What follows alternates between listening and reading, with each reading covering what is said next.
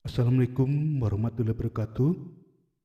Selamat berjumpa kembali di Satria Fortuner YouTube channel. Kali ini kami akan mempersembahkan sebuah tutorial tentang bagaimana cara membuat kerak nasi yang berasal dari nasi sisa yang tidak kita pakai. Karena kita sering mendapat nasi yang tidak habis dipakai, tapi kita sayang untuk membuangnya. Jadi kita buat cemilan yang bernama cemilan kerak nasi atau kron. Silakan simak terus di channel Satria Fortuner.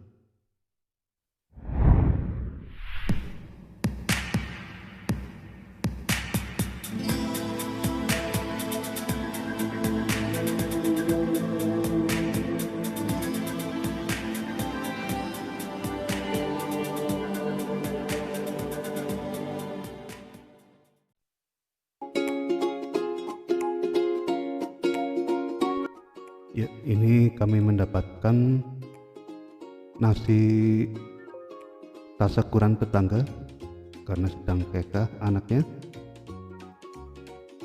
Kita mau bikin nasi ini dibuat kerak nasi.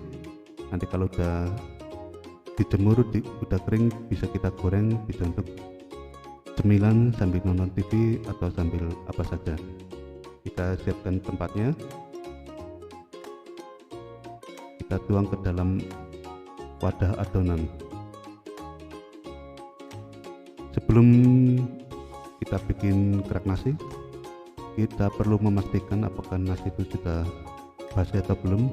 Kita cium dulu, ternyata masih bagus, belum basi. Kami sarankan kalau malam dapat bingkisan nasi seperti ini, supaya tidak basi dimasukkan kulkas dulu, tapi cukup semalam saja. Karena jika terlalu lama akan membuat nasi itu keras sehingga sulit untuk dicetak untuk dijadikan kerak nasi, atau dalam bahasa Jawanya adalah kron. Yang perlu kita persiapkan lagi adalah bawang.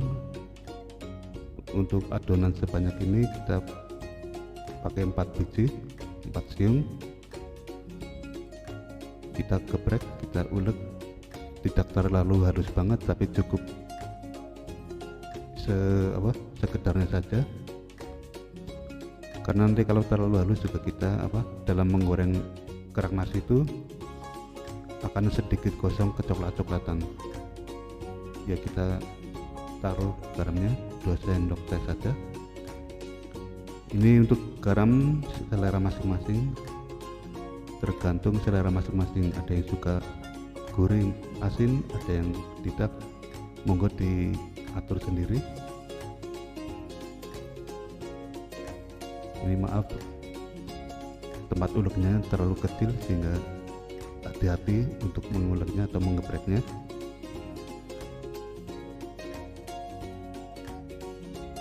Ya, kita hancurkan dulu atau kita geprek. Kita tuang air untuk biar meresap garamnya ke dalam bawang putih. Ya, kita tuang dulu air itu ke dalam tempat ulegan.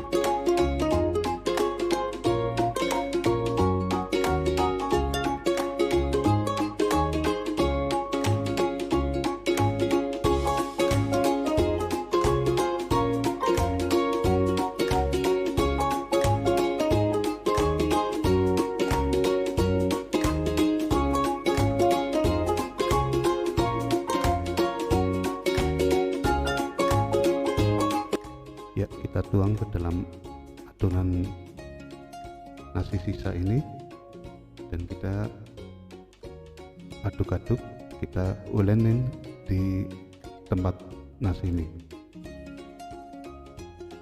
Nanti kalau kurang air bisa dituang lagi. Fungsinya air adalah untuk melarutkan bumbu ini, juga untuk biar merekat itu nasinya, sehingga nanti dicetaknya juga lebih mudah. Tapi jangan terlalu encer, nanti kalau terlalu encer matangnya juga terlalu lama. Kita aduk-aduk dulu sampai bumbunya merata.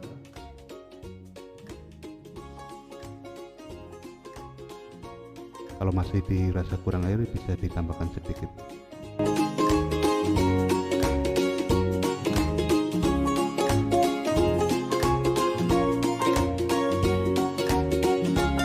Ya, kita ambil tempat untuk mencetak.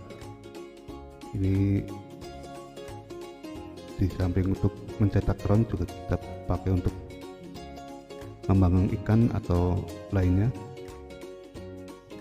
Plat besinya cukup tebal sehingga nanti dalam pemanggangan bisa merata.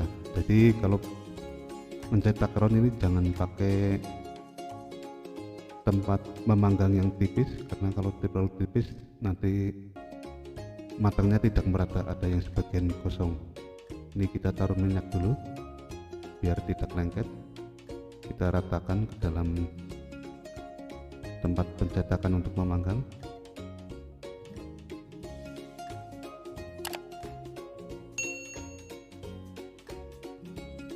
Ya, setelah kita taruh minyak, nanti setelah masak atau matang ini nanti lebih mudah untuk mengambilnya, sehingga dalam bahasa Jawanya itu akan kalis sehingga tidak lengket di tempat pemanggangan. Ini kita ratakan dulu minyaknya.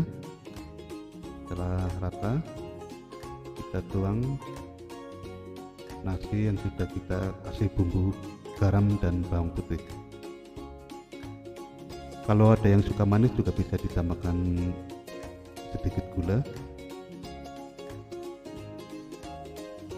tapi jangan terlalu banyak gulanya, nanti pas dijemur nanti dikerubutin semut. Ya, kita ratakan dulu nasinya sampai benar-benar rata, kita padatkan juga. Ini adalah opsional, kalau kita punya cetakan yang bulat kita bisa memakainya. Nanti dalam sesi lainnya juga kita akan mencetak kerak nasi atau kron ini ke dalam cetakan yang bulat. Ini karena jumlahnya agak banyak, jadi kita pakai yang cetakan yang besar. Ya, ini udah merata.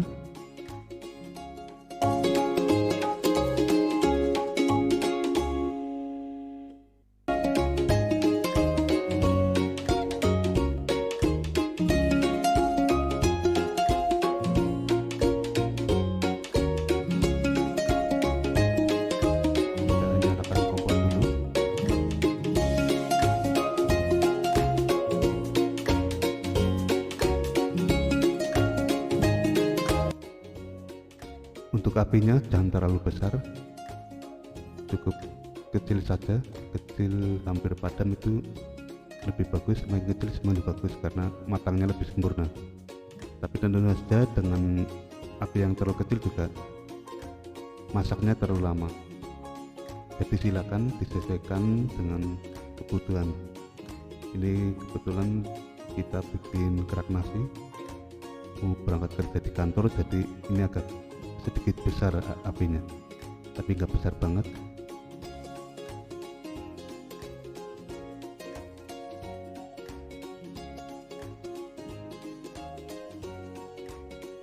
Ya, segini. Kalau bisa dikurangi lagi untuk apinya,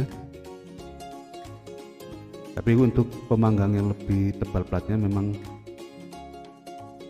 agak sedikit dibesarin dikit, nggak apa-apa, karena panasnya lebih merata. Jadi kalau tempat panggangnya tipis, pakai yang kecil hampir padam untuk nyala apinya. Ya, kita masak, kita tunggu kurang lebih 30 menit lebih. Ya, sudah 30 menit berlalu. Ini kita lihat apinya segini dan pinggirannya juga sudah mengelupas, tanda bahwa kerak nasi sudah matang. Kita pegang-pegang dulu, sudah cukup keras.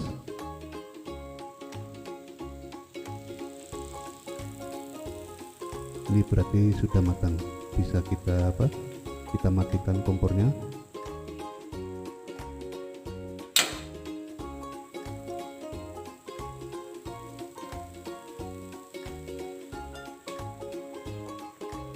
Nanti kalau sudah matang kita diamkan beberapa menit atau bisa juga 1 jam, nanti baru kita tuang ke dalam wadah tempat untuk menjemur. Nah, ini adalah contoh sudah ditaruh di dalam tempat penjemuran. Ini kita taruh di tempat penggorengan supaya cepat kering.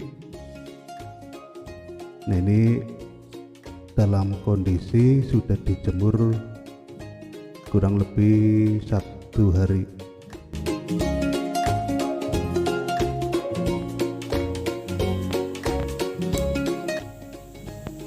Ini adalah contoh dalam memanggang kerak nasi dengan cetakan yang bulat. Ini sudah hampir matang karena pinggirannya sudah pada mengelupas.